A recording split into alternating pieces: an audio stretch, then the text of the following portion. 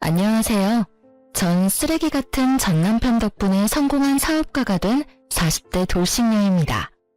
이혼을 한 지도 시간이 꽤 흘렀고 그래서 그런지 잊고 지낸 시간이 많았는데 아이스 아메리카노를 테이크아웃해서 마시다 이 커피 때문에 울고 웃었던 결혼 생활이 문득 떠올라 사연을 쓰게 되었어요.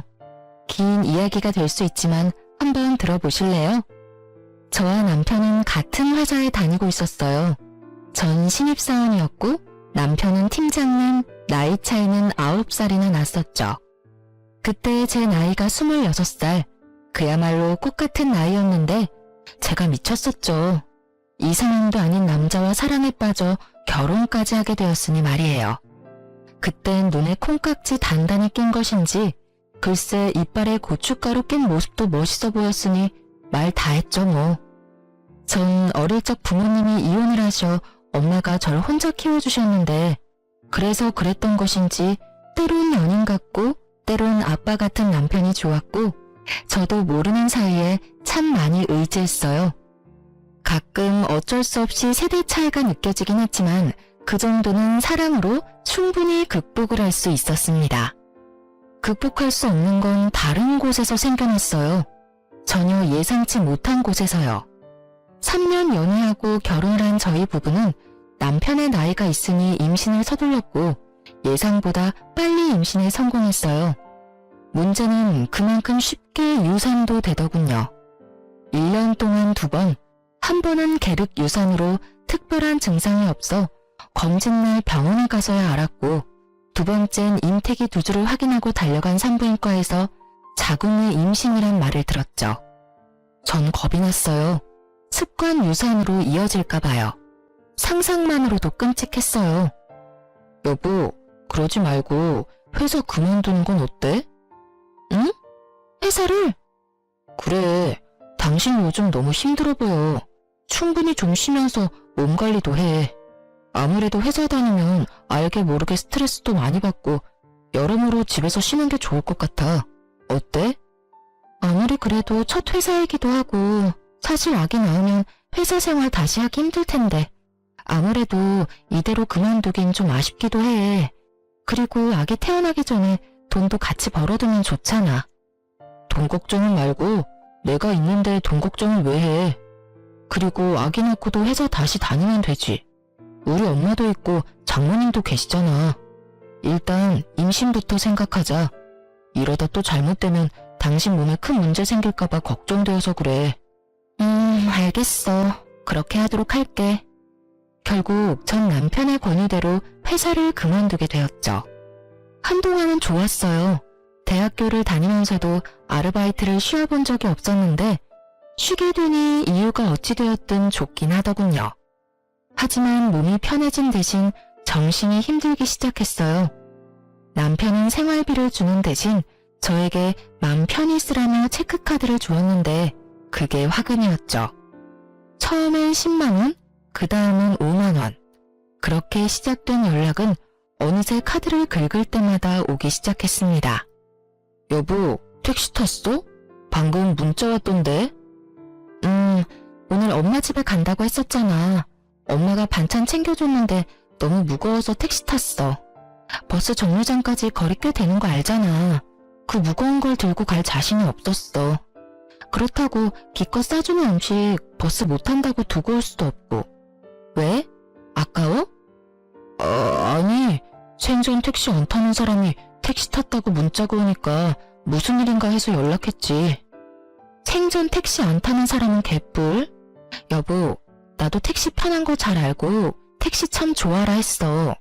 그런데 당신이 이렇게 눈치를 주는데 어떻게 택시를 타고 다녀? 눈치를 주긴 눈치 보지 말라니까. 편하게 써, 편하게.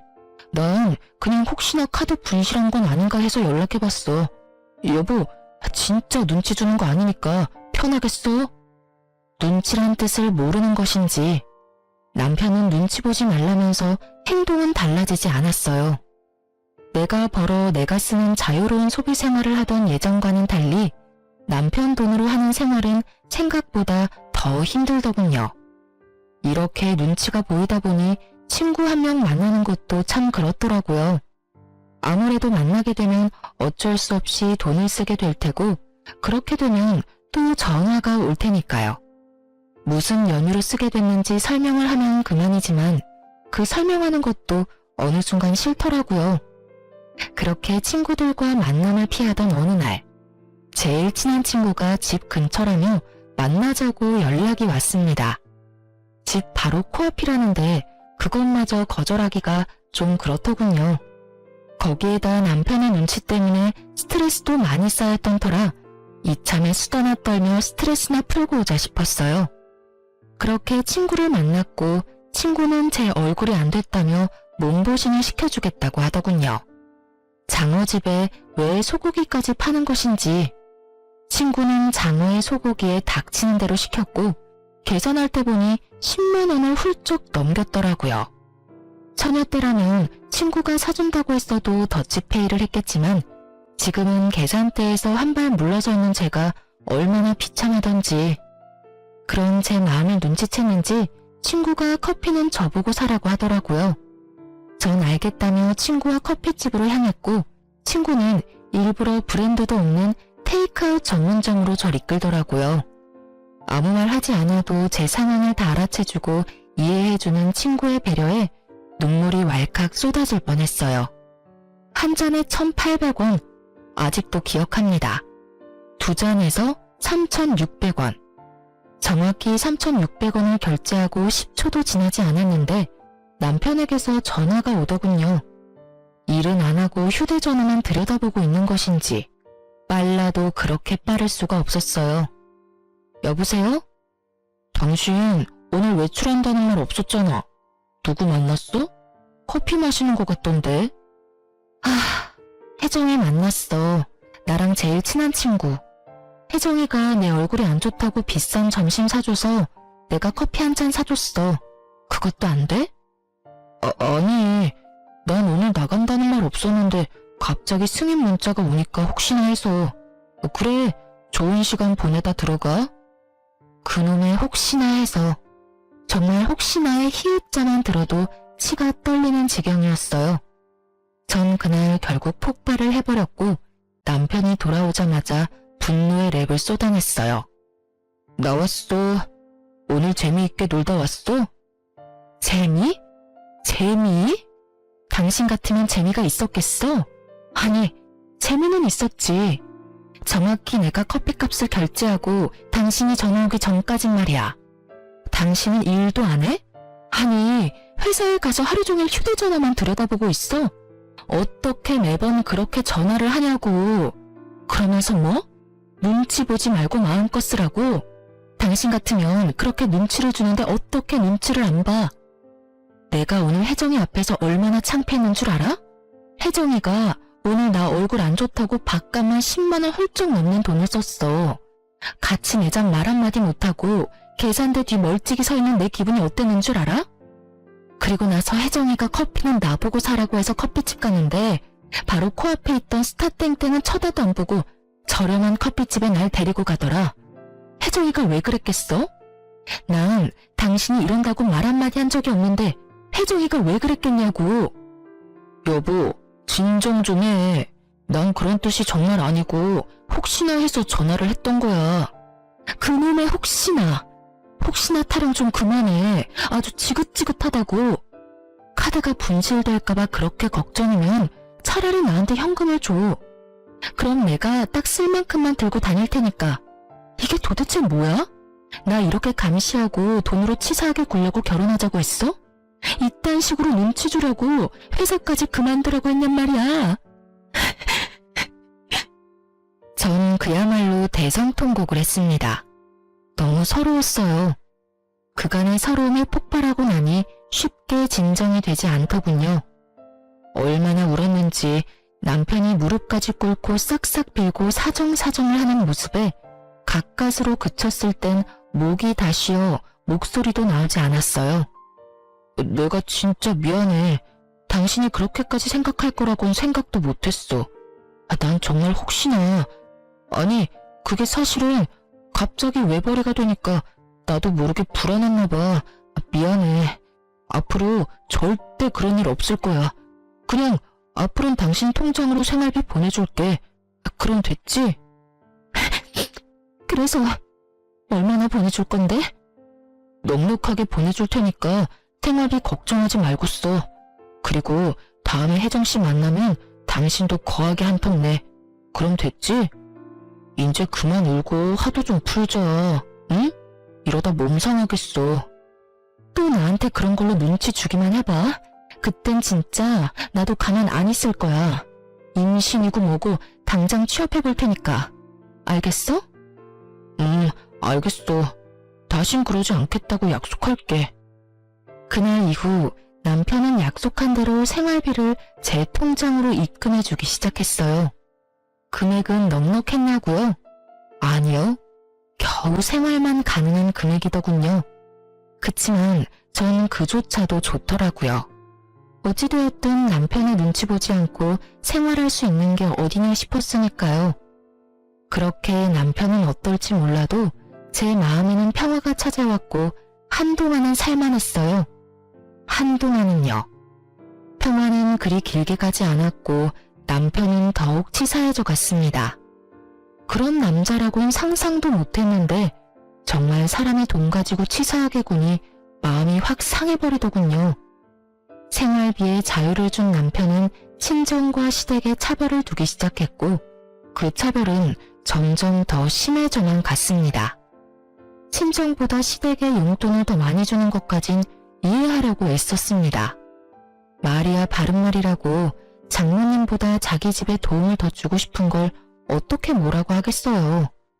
어쩌다 한 번 드리는 것도 아니고 매달 드리는 용돈 부담일 수도 있겠다 싶었죠. 하지만 그 많지 않은 돈도 어느 순간부터 드리지 않기 시작했어요. 남편은 통장을 차곡차곡 모으는 것이 습관 같은 사람이었는데 가끔 저에게 통장 정리를 맡기곤 해 어렵지 않게 알 수 있었죠. 너무 섭섭한 마음에 당장이라도 따지고 싶었지만 참았어요. 따져봤자 또 몇 달 주다 말 거 입만 아프겠다 싶었으니까요. 그런데 명절에 시댁엔 두둑한 봉투에 한우 선물 세트를 드리면서 저희 집엔 회사에서 계약직 사원들에게 주고 남은 스팸 선물 세트 2박스를 주는데 속된 말로 제 꼭지가 돌아버렸습니다. 제가 같은 회사에 다녔다는 사실을 까맣게 잊고 스팸 선물 세트를 챙겨온 것인지 아니면 회사에서 남는 걸 가져왔다는 사실을 알아도 상관없는 것인지 그딴 것들은 알 필요도 없었어요. 전자가 되었든 후자가 되었든 저를 무시하고 있다는 사실은 변함이 없었으니까요. 친정에서 어떻게 지내다 집으로 돌아온 것인지 기억도 나지 않더군요. 그저 엄마에게 티내지 않으려 죽을 힘을 다해 표정 관리하는데 온 신경이 가 있었어요. 집으로 돌아온 저는 남편에게 따져 물었죠. 당신 진짜 이럴 거야? 잘 쉬고 와서 또 왜 그래? 왜 그래? 정말 몰라서 물어? 스팸 선물 세트가 뭐야, 스팸 선물 세트가. 사람 무시하는 것도 정도가 있지. 심지어 그거 회사 계약직 사원도 주고 남은 거잖아. 그게 뭐 어때서? 선물 세트 좋잖아. 장모님 반찬하기 귀찮을 때 간편하게 구워두시면 되고 얼마나 좋아? 거기다 2박스나 가져다 드렸다고 1년은 드실 수 있겠네. 뭐? 그렇게 좋으면 당신 집에 스팸 드리고 우리 집에 한우 선물 세트 드리지 그랬어. 우리 엄마도 한우 좋아해. 혼자서 3인분도 충분히 드신다고. 당신 요즘 우리 엄마한테 용돈 안 드리는 것도 진작 알았는데 그냥 넘어갔어. 100번 양보해서 매달 드리는 장모님 용돈 부담스러울 수도 있겠다 싶어서. 그런데 1년에 2번뿐인 명절에 꼭 이렇게까지 차이나게 해야 하는 거야? 차별도 정도껏 해야지. 이건 해도 너무 심하잖아. 심한 건 당신 아니야? 내가 아예 안 챙긴 것도 아니고 드리긴 했잖아. 그리고 내가 힘들게 번 돈인데 왜 우리 집에 스팸 선물 세트를 드리냐? 내가 미쳤어? 그리고 말이 나왔으니 하는 말인데 내 돈으로 내가 우리 집에 더 좋은 선물 사준다는데 그게 당신이 이러고 따질 일이야? 와, 당신 진짜 말 한번 뻔뻔하게 잘한다. 이러려고 나보고 회사 그만두라고 한 거야? 이렇게 돈 가지고 치사하게 굴려고? 당신 원래 이런 사람이었어? 이런 사람인 줄 알았으면 회사 계속 다녔을 거야. 아니, 애초에 당신이랑 결혼하지도 않았어. 나야말로 당신이 남편 등골이나 쭉쭉 빼먹는 여자인 줄 진작 알았으면 당신 같은 여자랑 결혼 안 했어. 이거 왜 이래? 지금 말 다 했어? 등골이나 쭉쭉 빼먹는 여자? 참, 내가 기가 막혀서. 남들이 들으면 쭉쭉 빼먹을 등골이나 준 줄 알겠어. 당신이 준 생활비론 관리비 내고 이것저것 요금 내고 나면 남는 것도 없어. 그 코딱지만큼 남은 돈으로 먹을 거리 해내는 게 쉬운 줄 알아? 그 코딱지만한 돈도 못 버는 주제에 어디서 돈 타령이야? 하여튼 내 돈으로 내가 어느 집에 얼마만큼 해주는 것까지 상관하지 마. 알겠어? 뻔뻔한 것도 정도가 있지 말이야. 아, 진짜 사람 피곤하게 가지가지 한다. 도리어 큰 소리를 치는 남편을 보는데 할 말이 없더군요. 어쩌다 내 남편이 저렇게 변한 것일까? 아니, 애초에 저런 사람이었는데 내가 몰랐던 걸까? 별의별 생각이 다 들었어요. 그날 이후 저희는 급속도로 사이가 멀어졌고 대화도 사라졌죠. 남편의 행동도 치사하고 서러운데 심호도 절 가만두지 않기 시작했습니다. 남편이 저와 사이가 좋지 않다는 것을 일러바치기라도 했는지 명절이 지난 후부터 심호는 연락도 없이 저희 집을 불쑥 찾아오는 일이 잦아지더군요. 처음엔 벨이라도 누르시더니 어느 순간부턴 제 집인 양 비밀번호까지 누르고 들어오시는데 막을 방도가 없었어요. 개념도 예의도 없이 밀고 들어오신 어머님이 하시는 일은 늘 같았어요. 에휴, 살림은 제대로 살고 있는 거는 맞니? 이 반찬은 오늘 새로 한 거 맞아? 그날 먹을 양만큼만 만들고 밥상에 같은 반찬 올리는 일은 없도록 해라. 혹시나 남으면 버리지 말고 네가 꼭 다 먹으렴. 음식 버리면 벌 받는다. 화장실 청소는 깨끗하게 했지? 다 하고 꼭 마른 수건으로 다 닦는 거 잊지 말고. 혹시나 우리 아들 넘어지는 일은 없어야 한다. 알겠니? 보시면 아시잖아요. 늘 어머님이 바라시는 대로 유지하고 있어요. 늘 같은 말씀 지겹지도 않으세요? 지겹기는 매번 말해야 네가 잊지 않지. 머리에 잘 새기라고 하는 말이야. 아참, 그리고 생활비는 낭비하지 말고 꼭 필요한 것만 사. 너 혹시 친정에 돈 같은 거 주는 건 아니지? 네 주머니에 있다고 네 돈이 아니란 걸 늘 기억하고 행동하렴. 너도 회사 생활 해봤으니 알 거 아니니? 돈 벌기가 얼마나 힘드니? 우리 아들은 네 생활비 주느라 밤낮 없이 일하는데 넌 집에서 놀면서 돈이나 펑펑 쓰고 그 팔자 참 부럽구나 부러워. 임신한다고 회사까지 그만뒀으면 무슨 소식이라도 있어야지. 임신도 못해 돈을 벌기는커녕 집구석에서 놀고 먹어. 우리 아들만 고생이구나.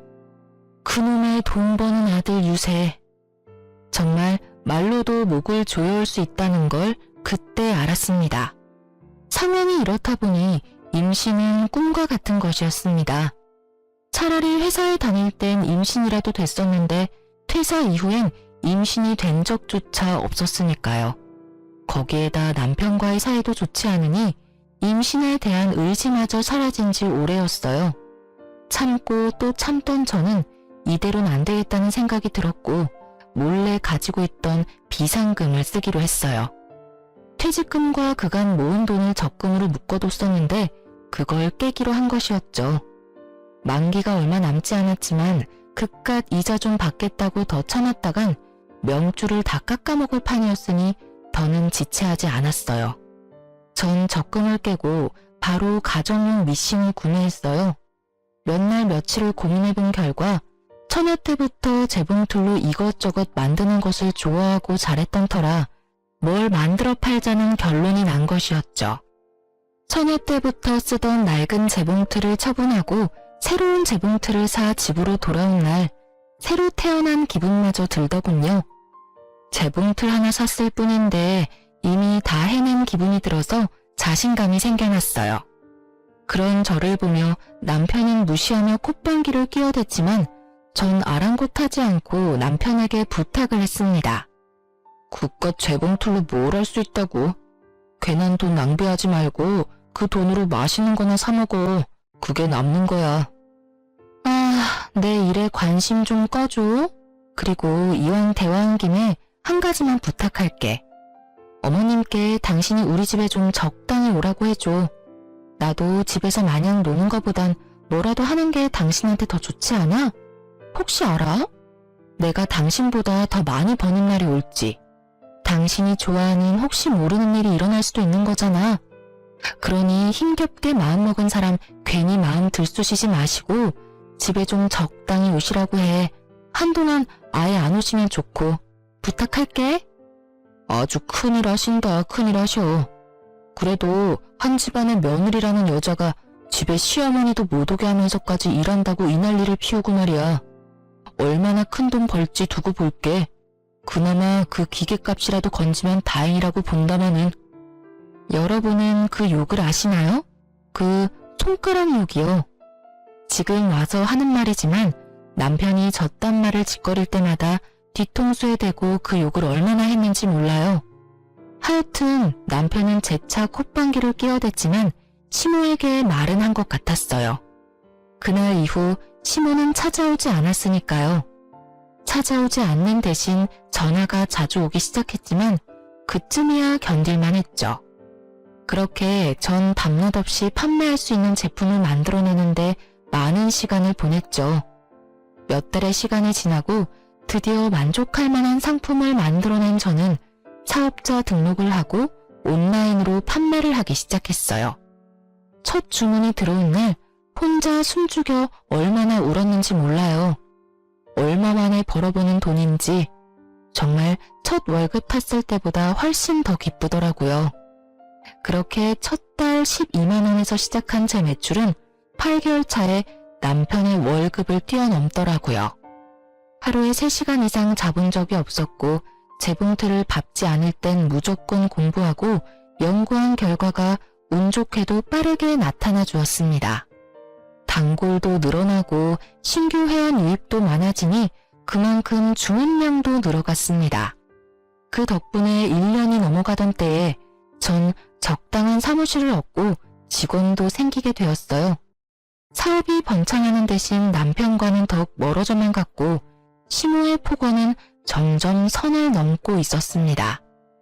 분명 음성통화인데 왜 영상통화를 한 것 같은 느낌인지 시모와 전화통화를 하고 나면 시모의 잔뜩 구겨진 얼굴이 그려서 기분이 몇 배는 더 나쁘더군요.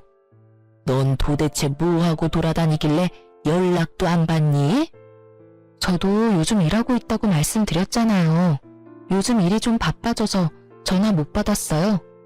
참나, 누가 들으면 아주 큰 사업이라도 하는 줄 알겠다.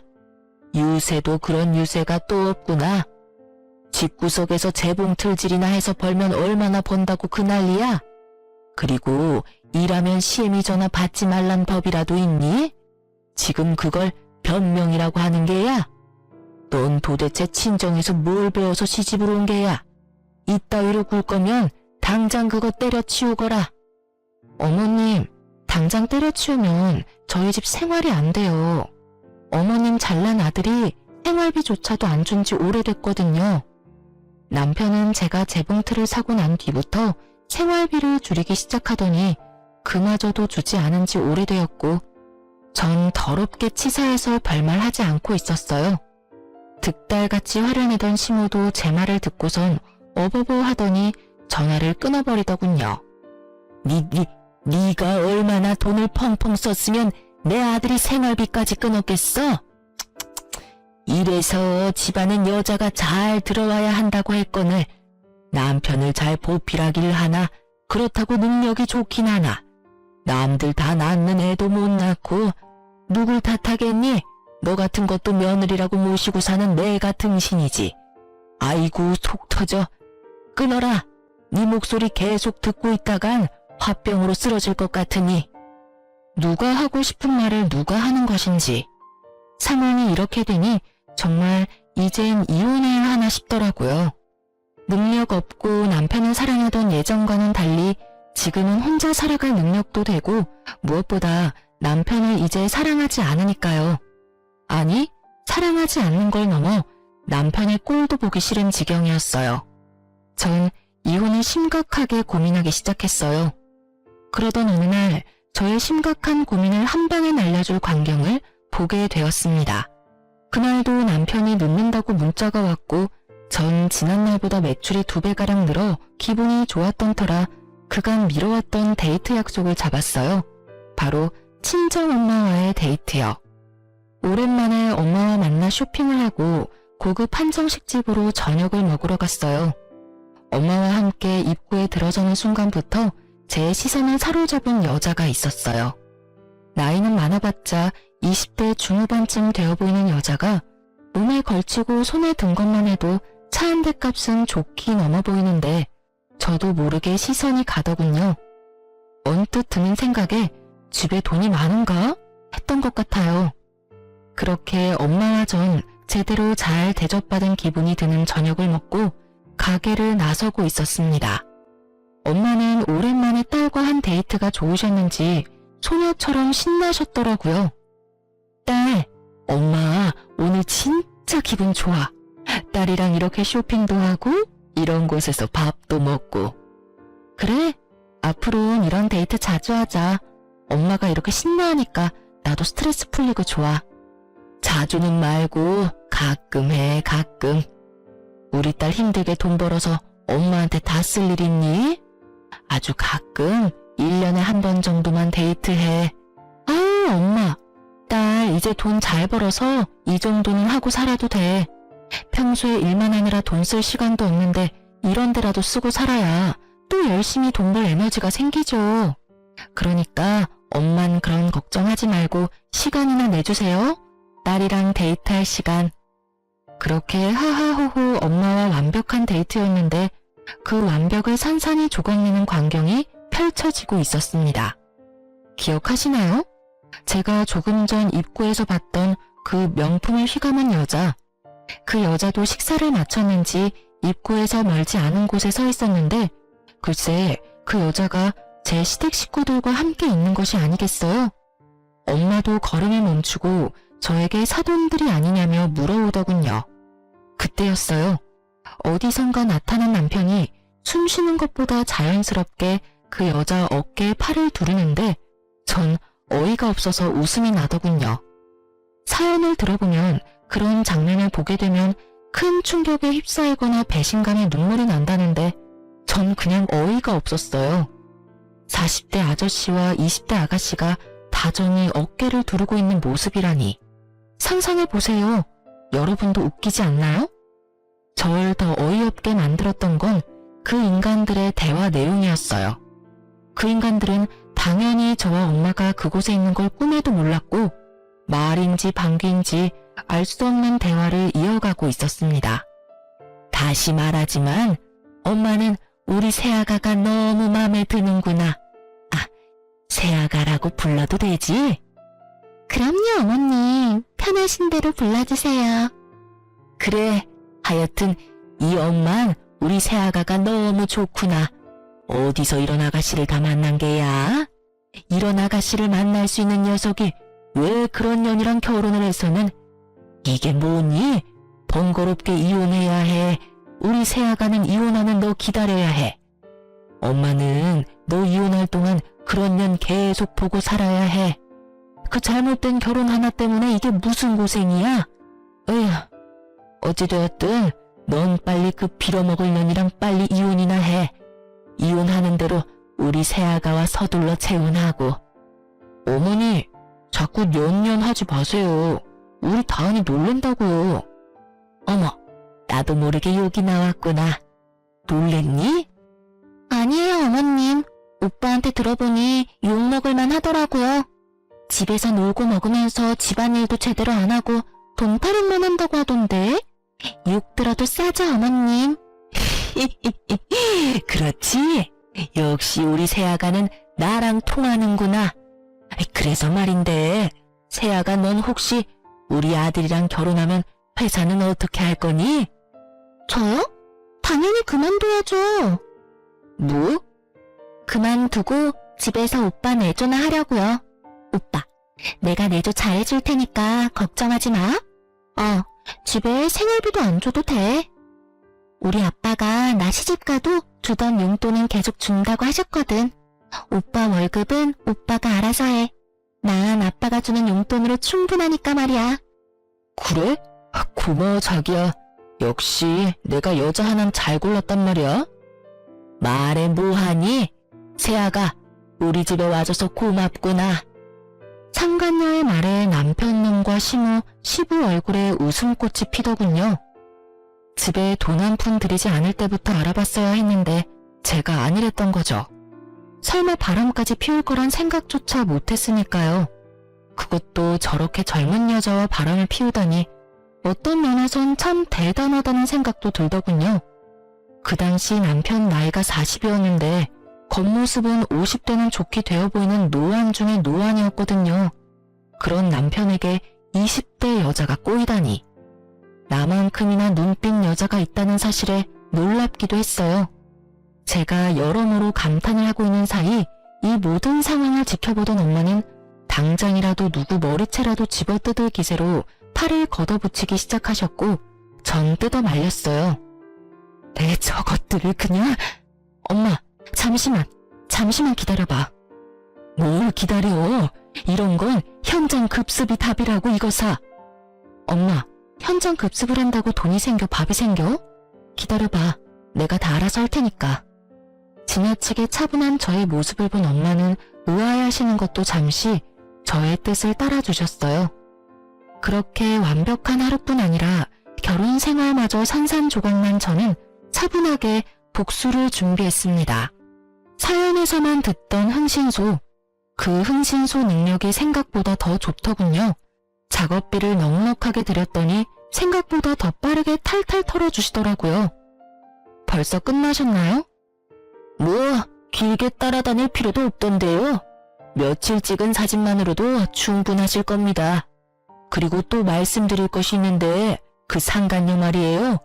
부잣집 아가씨 아니던데요. 부잣집은커녕 고아의 술집 여자입니다. 빚도 엄청나게 많아서 여기저기에서 독촉이 장난 아니더라고요.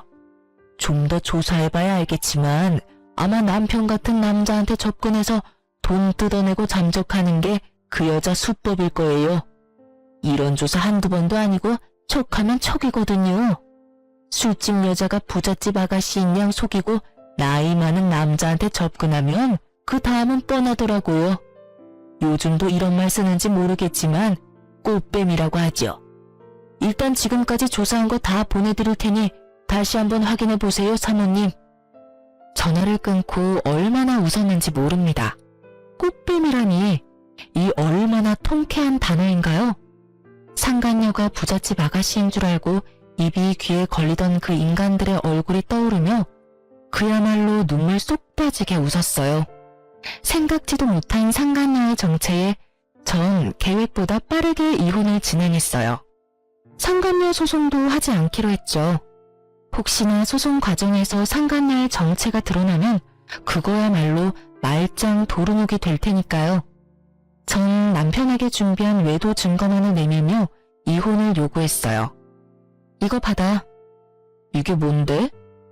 준비된 증거물들을 건네니 남편은 조금 놀란 듯 했습니다. 그렇겠죠. 저를 집에서 밥이나 축내는 밥순이 정도로 알고 있었을 텐데 그런 걸 건네니 놀라지 않을 수가 없었겠죠. 사진들을 살펴보던 남편은 오히려 잘 됐다는 투로 말을 하더군요. 차라리 잘 됐네. 그렇지 않아도 어떻게 말을 꺼내야 할지 고민이었는데 우리 이혼하자. 당신도 알다시피 나 다른 여자 생겼어. 나 그 여자 사랑해. 그렇겠지. 사진으로 보니까 죽고 못 사는 사랑이던데 당연히 이혼해줘야지. 정말? 정말 나랑 이렇게 쉽게 이혼해준다고? 그럼 내가 울고불고 매달리면서 이혼 못한다고 할 줄 알았어? 그건 아닌데. 하여튼 그래서 바로 이혼해준다고? 말을 더듬는 꼴을 보니 그럴 것이라 예상했던 모양이더라고요. 하긴 저에게 관심이 정말 하나도 없으니 그렇게 생각하는 것도 무리는 아니란 생각이 들었어요. 자기만 잘난 줄 아는 남편놈에게 당장이라도 제 수입을 확 까보이며 저 콧대를 확 놀려주고 싶었지만 이혼할 마당에 긁어부스럼 만들 것 없으니 꾹 참고 말했어요. 그 대신 조건이 있어. 조건이 뭔데? 이 집 나한테 넘기고 당장 나가. 뭐? 이 집을 달란 말이야? 당신 지금 조용하고 빠르게 이혼하고 싶을 거 아니야. 조사해보니까 이 여자 걸치고 들고 있는 것만 해도 차 한 대 값은 우습게 넘더라? 아주 잘 물었던데? 그런 여자가 당신 같은 유부남 좋다고 할 때 빨리 정리하고 재혼해야 하는 거 아니야? 그건 그렇지만 집은 너무하잖아. 한두 푼짜리도 아니고 이 집이 얼만 줄이나 알아? 잘 생각해. 난 당신이 이 집 주지 않으면 있는 힘껏 지저분하게 굴어서 그 여자도 당신도 지긋지긋해서 치를 떨게 만들어줄 자신 있어. 뭐 그러다 보면 회사에 소문도 퍼질 테고. 계산 빠른 당신이라면 이미 타산 나왔을 텐데. 어때? 이 집 정도면 싸게 이혼하는 거 아니야? 이 집만 주면 상간녀 소송도 안 할게. 나도 그 정도 양심은 있어. 남편은 잠시 고민하는 듯 하더니 이내 알겠다고 하더군요. 집 명의 이전을 하고 이혼을 마무리하던 날, 전 정말 쾌재를 불렀습니다. 이혼한다고 하면 다들 안쓰럽게들 보던데 전 정말 새로 태어난 기분이었어요. 이혼도 하고 집도 가지게 된 저는 차분히 기다렸습니다. 저를 버리고 택한 상간녀가 알아서 저의 복수를 다 해줄 테니까요. 전 흥신소를 통해 남편과 상간녀의 뒤를 꾸준히 밟고 있었고, 저의 구세주 상간녀는 전 남편과의 결혼을 요리조리 피하며 전 남편의 재산을 야금야금 축내고 있더군요. 저에게 체크카드 한 장 주고 그렇게 전화질을 해대던 전 남편놈은 뽀쁨에 홀리긴 단단히 홀렸는지 차까지 사주더군요. 상간녀의 목표는 그것이 끝이 아니었는지 며칠 뒤에 명품 짝퉁 시계를 사주며 프로포즈했고, 남편님은 그 시계를 바라보는 눈에서 꿀이 떨어지더군요. 짝퉁인 줄도 모르고 침을 질질 흘리는 꼴이 혼자 보긴 너무 아깝더라고요. 하여튼 짝퉁 시계 프로포즈 받고 완전 정신을 놓아버린 전 남편은 큰 돈을 현금으로 뽑아 상간녀에게 전해줬고, 그것이 두 사람이 함께하는 마지막 사진이었어요. 전 남편에게 큰 돈을 받은 상간녀는 그 돈으로 빚을 갚고 지방으로 잠적해버렸고, 전 남편은 그야말로 폐인이 되어버리더군요. 모르긴 몰라도 차에 돈다발까지 갖다 바쳤으니 그 대출금만 해도 어마어마했겠죠? 전 상간녀를 어떻게 할지 고민하다가 경찰에 신고해 숨은 위치를 알려줬어요. 전 남편만 아니라 사기당한 사람이 한두 사람이 아니란 걸 알고 있었던 터라 그냥 넘길 순 없었거든요. 아마 징역은 피할 길이 없을 것입니다. 받은 돈은 다 썼을 테고 돈 나올 구멍조차 이제 없을 테니까요. 그리고 까만 봉지에 소주를 사들고 가는 폐인 전 남편의 사진을 마지막으로 전 흥신소와의 인연도 끝이 났습니다. 굳이 제 손을 더럽히지 않고도 이렇게 통쾌한 복수했다는 사실에 참 많이 기쁘더군요. 통쾌한 복수만큼 제 사업도 참 통쾌하게 커가고 있었어요. 전 남편이 나락으로 가는 사이 작은 파우치로 시작했던 제 사업은 어느새 의류도 제작하기 시작했어요. 사업이 번창하기 시작하니 어느새 전 공장까지 돌리는 사장님이 되어 있더군요. 워낙 기술이 좋으신 어르신들이 입사해 주신 덕분에 좋은 퀄리티의 의류를 완성할 수 있었고 꾸준히 매출이 상승해 주었습니다. 그렇게 전 오래 꿈꿔왔던 일을 이룰 수 있게 되었어요. 바로 절 혼자 키우느라 고생이 많으셨던 엄마에게 집을 장만해 드리는 일이요. 정말 그런 날이 오면 좋겠다 하고 꿈만 꿨었는데 이런 날이 오다니 행복하더군요. 전 조금이라도 괜찮은 집을 찾아보려 발품을 팔고 다녔고 그날도 아침 일찍 중개사분을 만나 집을 돌아보고 있었어요. 공장으로 출근을 해서 저도 제작을 하고 있던 터라 아침밖에 시간이 되지 않았죠. 중개사분과 인사를 나누고 엘리베이터를 탔는데 그곳에 생각지도 못한 인물이 있더군요. 그 인물은 바로 청소부 옷을 입은 전시모였습니다. 청소 도구들에 둘러싸인 전시모를 보는데 전 꿈인가 싶었어요. 하지만 저를 발견한 전시모가 호들갑을 떨며 아는 척을 해오는데 아, 현실이구나 싶더군요. 어머, 얘, 너 여기 웬일이니? 너 여기 사니? 아니요, 그건 아닌데 볼 일이 좀 있어서요. 순간 자신이 청소부 옷을 입고 있다는 사실마저 잊은 것인지 호들갑을 떨며 아는 척을 해오던 전시모는 아래 위로 훑는 제 시선에 멋쩍은 듯 묻지도 않은 사연을 줄줄 뱉어내기 시작했습니다. 아휴, 어쩌다 보니 이러고 있다. 너랑 이혼하고 만난 여자가 엄청 부잣집 딸인 줄 알았더니 글쎄 사기꾼이었지 뭐니. 부잣집은커녕 고아의 술집에서 굴러먹던 물건이었다고 하더구나. 그것도 모르고 차 사주고 대출까지 받아가면서 돈까지 갖다 줬다지 뭐냐. 그 정신 나간 녀석 누가 경찰에 신고해줘서 운 좋게 그 여자는 잡았는데 잡으면 뭘 하니. 그 많은 돈은 이미 사채업자들한테 다 가져다주고 한 푼도 없는데. 아, 그러셨어요? 그래. 그러니 어떡하겠니? 하나밖에 없는 아들 신용불량자 만들 수는 없으니 있는 집 팔아서 대출금까지 갚아줬는데 그 아들이란 놈은 사랑 타령이나 하며 일은커녕 술만 먹는 폐인이 됐고 그 충격에 영감은 쓰러져서 병원 신세 지고 있고 그러니 어쩌겠니? 나라도 돈을 벌어야지. 아, 고생이 많으시네요. 굳이 듣고 싶지도 궁금하지도 않은 이야기를 뭘 그렇게 구구절절 읊고 있는 것인지 모르겠더군요. 기계에 가까운 제 대답과는 달리 중개사분의 눈은 반짝이고 있었어요. 하긴 웬만한 막장 스토리보다 자극적이니 중개사분의 반응도 이해는 됐어요. 한참을 자신의 한스러운 이야기를 풀어내던 전시모는 이제야 제 안부도 궁금했는지 제 차림을 훑기 시작하더군요. 평소에 전 제가 만든 옷을 주로 입고 다녔는데 그날도 마찬가지였어요. 그 당시에 힘쓰고 있던 상품은 트레이닝복 바지였는데 그날 그 바지를 입고 있었죠. 그리고 상의는 아마 후드티 정도였던 것 같아요. 차려입은 차림이 아닌 편한 차림이었으니 시모 눈엔 자신과 비슷한 처지로 보였나 봐요. 뭐 너도 꼴을 보아하니 알만하구나. 집 한 채 뜯어가더니 그걸로 사업이라도 하다가 말아먹었니? 복상 망했니? 아무리 그래도 젊은 애가 좀 꾸미고 다니지 운동복 차림이 뭐니?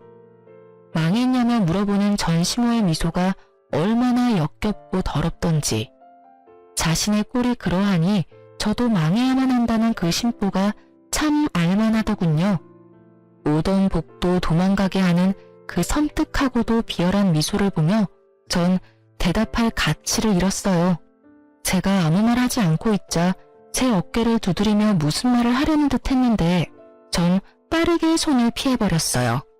그런 저의 행동에도 민망하지도 않은지 전시모는 갈 곳 잃은 자기 손을 거두고 말하기 시작하는데 위로랍시고 하는 말이 전혀 와닿지는 않더군요.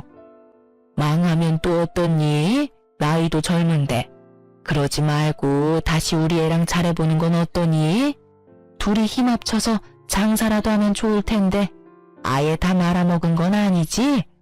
어디 학교 앞에 가게라도 얻어서 떡볶이집이라도 하면 너하고 우리 식구 밥은 먹고 살진 않겠니? 잘 생각해보렴. 그나저나 넌 여기 무슨 일이니? 이 아침부터. 전 다시 우리 애랑 잘해보는 건 어떠니 해서부터 전시모의 뻔뻔함에 잠시 정신줄이 나가버렸고 그저 멍하니 전시모를 보고 있었어요. 제가 아무런 말도 하지 않고 있자 돌아가는 상황을 대충 알아챈 중개사분이 나서주시더라고요. 아유, 여기 엘리베이터는 왜 이렇게 느려? 그렇죠, 사장님? 아, 네? 네. 좀 그렇네요. 느리기도 느린데 로열층까지 올라가느라 더 그렇네요. 이제 거의 다 왔어요. 그나저나 나이도 젊은 것 같은데 그 나이에 어떻게 이런 집을 다 사신대요? 대출 하나 없이 사신다고 하셨죠? 정말 대단하시다. 일전에 언뜻 통화하는 거 들으니까 공장도 크게 하시는 것 같은데 그 나이에 성공한 사업가라 정말 대단하네요. 거기에다 효녀라니 이 집 엄마 사준다고 했었죠? 굳이 제 사정을 풀어서 이야기해주는 중개사분을 보니 어떤 의도인지 알 것 같아 감사한 마음으로 장단을 좀 맞추기로 했어요. 네, 저 키우느라 고생만 하셔서 노후에 좋은 곳에서 사셨으면 해서요. 운 좋게 사업이 잘 돼서 지금은 돈 걱정 없이 집도 보러 다닐 수 있게 됐네요.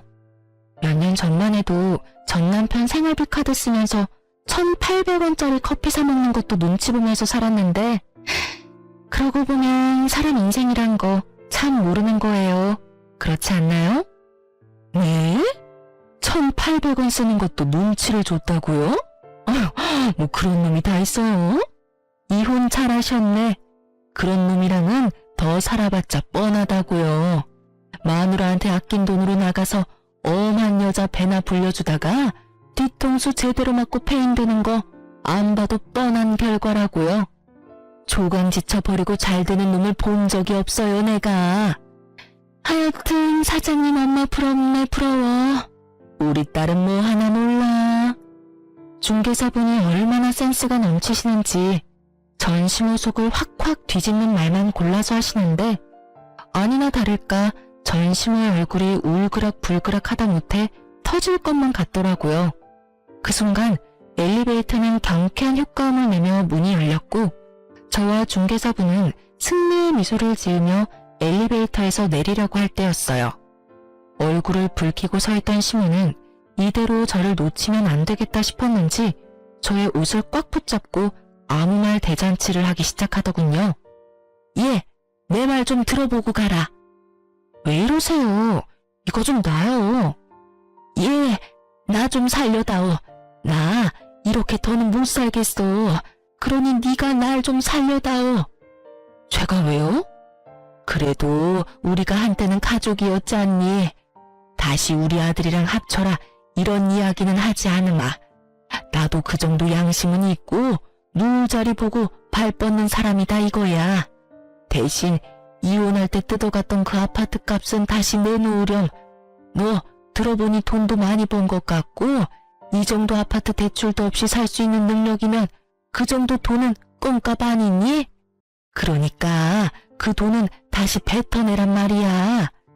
네가 그 돈만 다시 돌려주면 내가 2번 다시 네 눈앞에 띄지 않으마. 너도 나 이렇게 사는 꼴 봤으니 마음이 편치 않을 거 아니냐.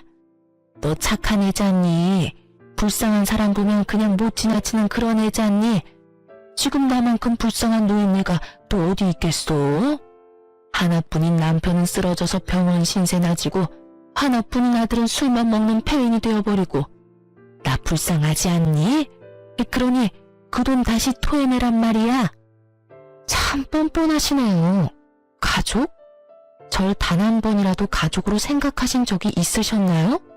제 기억엔 단 한순간도 그런 적이 없었는데 이제 와서 가족 타령이라뇨.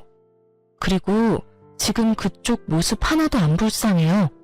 너무 잘 어울리셔서 깜짝 놀랐는걸요? 그러니 천직이다 생각하시고 부지런히 일하세요. 전 제 돈 드릴 생각은 전혀 없으니까요. 그 돈이 왜 네 거야? 엄연히 우리 아들 돈으로 산 아파트였는데. 네가 우리 아들한테 협박해서 뺏어간 거 누가 모를 줄 알아? 내놔. 내놓으라고. 내가 너 그 돈 줄 때까지 괴롭힐 거야. 내가 그 돈 꼭 받아내고야 말 거라고. 아, 아니다. 아가, 내가 미쳤었나 봐. 방금 전에 내가 한 말은 있거라. 아가야, 그러지 말고 한 번만 도와주면 안 되겠니? 그 돈 다 주는 게 싫으면 그 반만 줘도 된단다. 아니, 그 반에 반이라도 괜찮아. 심지어 정신이 오락가락하는 전시물을 보고 있는데 이대로 있다간 정말 큰일 나겠다 싶더군요. 전 전시물에 손을 획 뿌리치며 엘리베이터를 벗어났어요. 그리고는 닫히는 엘리베이터 문틈 사이로 말해주었어요. 꿈도 꾸지 마세요. 단돈 1원도 드릴 일은 없을 테니까요. 닫히는 문틈 사이로 전시물의 표정은 정말 가관이었습니다. 잔뜩 일그러진 그 표정 정말 볼만하더군요. 엘리베이터 안 전시모는 절규하기 시작했고 제가 집을 다 둘러보고 나올 때까지 여전히 제가 있는 층에서 절규를 멈추지 않고 있더군요. 그 덕분에 중개사분과 전 계단으로 내려오게 되었지만 내려오는 내내 웃음이 떠나지 않았습니다. 참 즐겼던 악연이 끝이 났어요. 다행스럽게도 찾아오시거나 마주치는 일은 없었어요. 전시모와의 만남은 의도한 것은 아니었지만 결과적으로는 완벽한 복수의 마침표가 되어주었어요. 사연을 적다 보니 시간 참 빠르게도 흘러갔네요. 26살에 시작한 사연이 지금은 어느덧 40대가 되었으니까요. 요즘 전 여전히 일과 사랑에 빠져 행복하게 살고 있어요. 생각해보니 제대로 연애도 해본 적이 없네요. 뭐 연애 비슷한 건 했는데 영 재미가 없더라고요. 저희 엄마는 아파트에서 잠깐 사시다 주택으로 이사하셨어요. 아파트보단 주택이 편하시다고 하셔서요. 당연히 중개는 센스 넘치시는 그 중개사분을 통해 했어요. 아무튼 전 지금 단독주택에서 엄마와 함께 살고 있어요. 올여름엔 엄마와 함께 해외여행을 계획 중인데 저희 둘 다 해외는 처음이라 긴장 반 설렘 반으로 벌써부터 짐을 챙기고 있어요. 아직 한참이나 남았는데도 벌써 짐을 3번이나 풀었다 쌌다 한 거 있죠? 그런 저를 보시던 엄마는 설레발 친다며 나무라셨지만 사실 저보다 엄마가 더 기대하고 계세요. 몰래 영어 공부하시는 거 제가 다 봤거든요. 이혼을 하고 난 뒤 제 모든 순간순간이 다 꿈만 같네요. 2,000원도 안 되던 커피 사 먹는 것도 눈치가 보이던 그때 비하면 지금은 여느 제발 부럽지 않네요. 이혼 타이틀을 붙게 됐지만 지금이 1000배 만배는 행복해요. 이로써 저의 인생 역전 이혼 스토리가 끝이 났네요. 어떻게 들으셨을지 궁금하네요. 지금까지 저의 긴 사연 들어주셔서 감사합니다.